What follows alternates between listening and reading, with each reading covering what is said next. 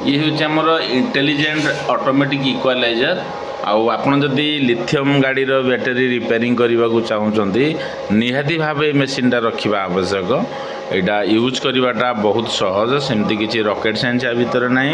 Normal आम को connection देले चार्जर कनेक्शन देले करंट रे कनेक्शन दे सारिबा परे आम या डायरेक्ट कनेक्टर रे कनेक्शन नहीं आम यूज कर पारिबा। ठीक अच्छे से आउ सेमती किसी ना डायरेक्ट ऑटोमेटिक आमर डिस्प्ले रे देखेदेव कौन कौन सेल किसी असुविधा जदि अच्छी आउटा आमर बालांसिंग सरी सारा पर से ऑटोमेटिक साइरन देदेव जे बालांसिंग हो गला।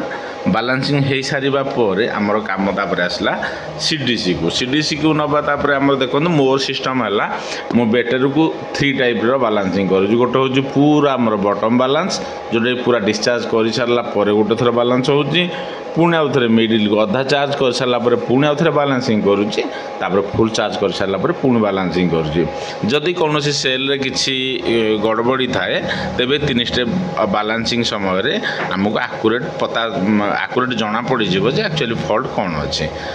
ठीक अच्छे जदि आप इलेक्ट्रिक स्कूटर यूज करुँच जेकोसी लिथियम बैटेरी यूज करें तार किसी इश्यू थाए तेबे आम सहित जोगाजोग करूँ आम यार सल्यूशन आपको जोगाईदेबू।